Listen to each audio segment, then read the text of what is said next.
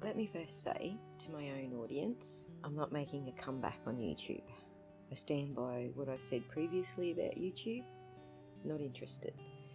However, I have been watching the Karen Read case unfold, mostly on Twitter X, and I just wanted to throw my 2 cents in. Let me also say to other content creators, if you want to clip my videos, please do. I'm not really interested in getting into the weeds with the personality conflicts, because let's face it, YouTube's a big place and people are gonna people. I'm more interested in getting into the cases that have some data, and then possibly using that data to help people understand what it may or may not mean in the context of the case. In the Karen Read case, I'd been trying to get my hands on the court documents so I could pull some data from it and maybe provide a little context there. But it does seem that certain parties have an interest in preventing any data from getting out to the public, which to me seems contrary to the idea of open justice, which is a fundamental attribute of a fair trial and also the fundamental rule of the common law. The only way I can see you would be upset with people for being interested in open justice is if you don't support democracy and the vibrant discourse that has to be prevalent in society in order to call yourself a democracy. Anyway, this post here brought me back to a thought process I've been mulling over for a couple of days now. The post itself is talking about one of the witnesses claiming that they could see Karen Read's car from the kitchen window. Now, I'm absolutely certain that the owner of the house didn't realise that a floor plan was going to be published when they sold the house. Nonetheless, it has. And what it demonstrates is that one of the witnesses was clearly lying. Bear in mind that the position of Karen's car, as it's shown here, is actually not quite right, because the border of that property, which is over here somewhere, has a row of trees, and then at the front of the property a fire hydrant, I understand, and a power box. And that's where Officer John O'Keefe's body was found. Therefore, one had to have been in the front part of the house in order to see Karen's car. If they were in the foyer area looking out one of these doors, then they couldn't see the car because of these alcoves. The corner of that alcove would be blocking the line of view. So the only witness statements that could be true are those who claim they saw Karen's car from either the study, the foyer, the dining room, or the living room. Anybody at the back of the house could not see Karen's car, obviously, and anybody inside of those alcove doorways obviously couldn't see it either. Anyway, this relates back to thinking about what data we have to support certain arguments. Like, for example, she might actually be innocent, because, innocent until proven guilty is actually a cornerstone, again, of democracy. I know, I haven't always fallen on the side of innocent first. My audience is probably well aware that in the missing mum from Colorado, Suzanne Morphew case, I wasn't so quick to jump on the innocent bandwagon. And that's because myself and a couple of others combed through the prosecution and the defence exhibits and pulled every single piece of data that we could find. Whether it be from Suzanne's husband's statements saying what time he did certain things, or phone data, or his vehicle data, and so on. Once we had it all collated into a spreadsheet, it became very apparent, or as we say in Australia, clear as dog's balls, that he had tampered with a number of devices, including the GPS system in his work truck, the GPS system in his Bobcat, deleting data on his phone, and a lot of similar characteristics that we're seeing here in the Karen Read case. And so, we come to what is it that I want to show my audience and others about the data. And probably the thing that's been playing on my mind the most is understanding GPS drift, and how the Apple Health data helps to rectify this common phenomenon. So to start with, I just thought to show this short video segment about GPS drift as it pertains to, in this case, a drone, which happens to be sitting on this chap's desk, not going anywhere. Okay, just a little quick video here. What we have is my drone, the GPS coming from it. As you can see, it's wandering all over the place. I believe that they use some pretty clever stuff inside the CG035 to offset this drift, but that's a genuine drift that my CG035 is currently sensing. And as you can see, it's going all over the place. It's not actually moving, it's not flying at the moment. It is actually sitting on my desk about 150 meters away from where the GPS map thinks it is. Obviously, different devices have different antennas and chips that perform the GPS functionality. I just thought this was a good example to demonstrate the drift and just how inaccurate GPS data could be, depending on the device and reception quality. In the Morphew case, the defence argued that GPS drift accounted for Barry Morphew's movements all over the house. And forensically, this is a great argument because the GPS drift is a known phenomenon. Unfortunately, they got the math wrong. So I created a video to sort of describe how they got that math wrong. So let's have a look at a couple of clips from that video. In this lesson, we're going to learn the speed, distance and time rules and how to apply them to real life. To remember the three rules, let's use a DST triangle. Notice that the D, S and T are in alphabetical order. First, let's find the distance rule. Highlight the D.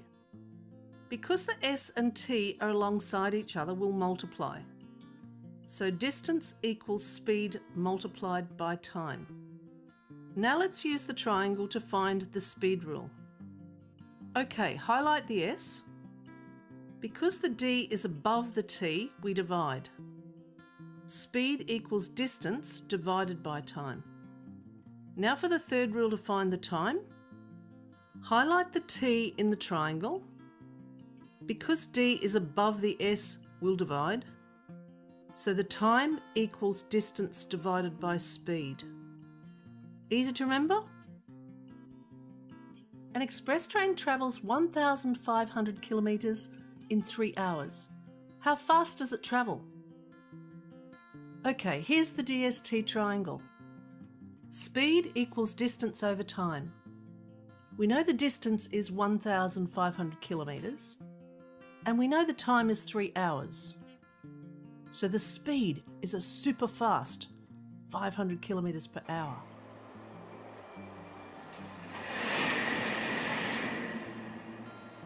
What I want you to notice here from Exhibit T is that we have 8 records and they all happen at 2:44 p.m.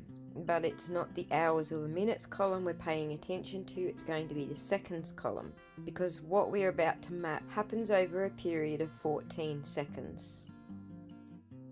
So first of all, it's important to understand the average speeds a human is capable of travelling, either walking, jogging or running. Now I pulled this data from Google, so if you don't like it, see Google. However, this is average walking speed for a male is around 5 kilometers an hour, and if you're in America that's 3 miles per hour. An average jogging speed for a male is around 9 kilometers per hour, for Americans 5.5 miles per hour, and an average running speed is around 20 kilometers per hour. Now, because he's a male, he is a little athletic, but I wouldn't put him at a runner type athletic.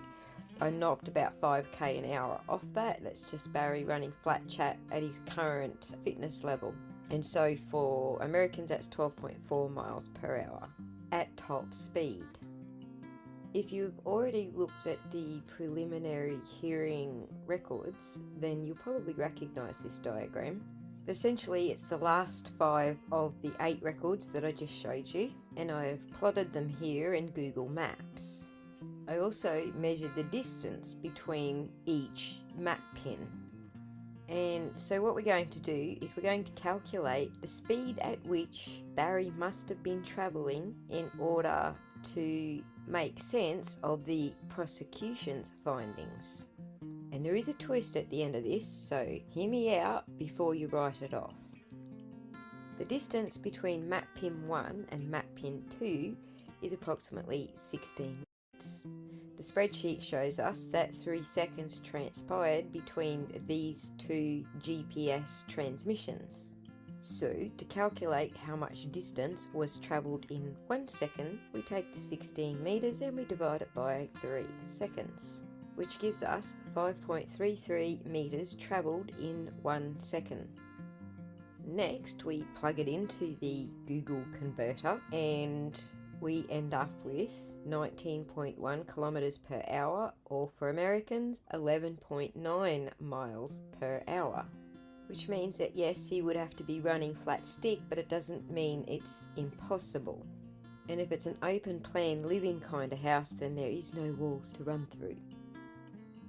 So, how did the defence come up with a different figure? For the first distance between pin 1 and pin 2, we came up with 11.9 miles per hour.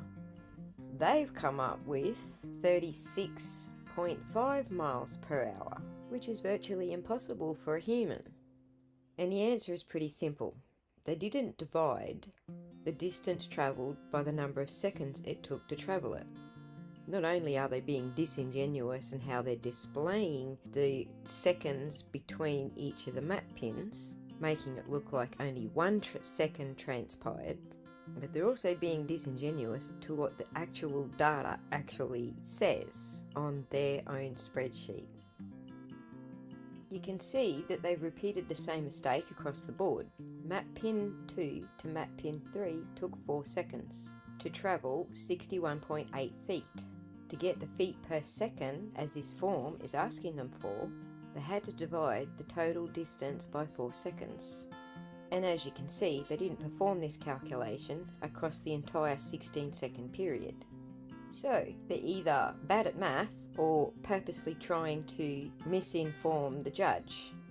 But as it turns out, the GPS drift argument ends up being a moot point in the Barry Morphew case, because he was so busy making excuses for every single piece of evidence that the prosecution showed him that he didn't realise he told them he was running around the house with a gun, shooting indiscriminately.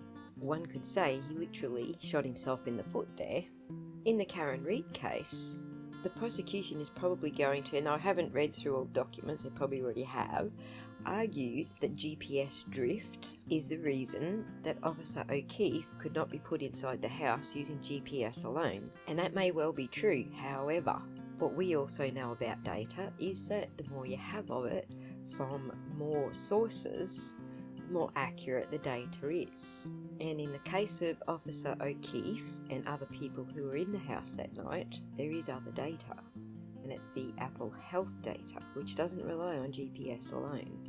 From what I understand, Officer O'Keefe had the Apple Health data app installed on his phone, and one of the witnesses inside the house, who was busily deleting things from her phone, was also wearing an Apple Health watch. Both devices use a number of measurements. For example, they may be equipped with an accelerometer. It doesn't necessarily need to know how tall you are or how big your stride is to be able to measure your steps, because it measures it through the accelerometer. That is, how fast the phone is moving in any given direction at any given time. How Apple triangulates the GPS coordinates with the accelerometer is probably a trade secret, but adding accelerometer data into the equation certainly makes it more precise. Another measurement that Apple devices use is a barometer, and it measures atmospheric pressure. So when you're going uphill or upstairs, the pressure changes. When you're going downhill or downstairs, the pressure changes. And then that data is compressed to give a baseline air pressure. Unlike GPS data, air pressure is less likely to drift all over the place, because it doesn't need to send a signal all the way out there to a satellite and back again, which is how GPS works. Likewise, the accelerometer can only go forwards or backwards or left or right. It can't drift, unless of course the person holding the phone is drifting, which apparently the prosecution is claiming of John O'Keefe, that his body was just drifting all over the place with the phone on it. Had they followed the proper procedure or chain of evidence, they would have been able to show us precisely where the phone was found and at exactly what time it was found there and who was carrying it when it was travelling places after Mr. O'Keefe died. So because they didn't even follow the most basic protocols, John O'Keefe's movements the night that he died are going to largely rely on GPS and Apple Health data. If at all, it goes to trial. Something to note though is that Karen Reid hasn't pulled a Barry Morphew and tried to explain away evidence. Had Barry Morphew done what Karen Reid is doing and simply zipped it every time new evidence came up, he wouldn't have shot himself in the foot, and his claim of GPS drift might actually hold some weight to a jury. Anyway, that's all I have today. I'm not sure if I'll be able to stay on this case because I'm in the process of building a house and I've got council papers coming through in the next couple of days, and by the time this is at trial, if it goes to trial, I will be out on the block clearing it, getting ready to build. So yeah, wish me luck and good luck Karen Reid, because I think at this point you deserve it.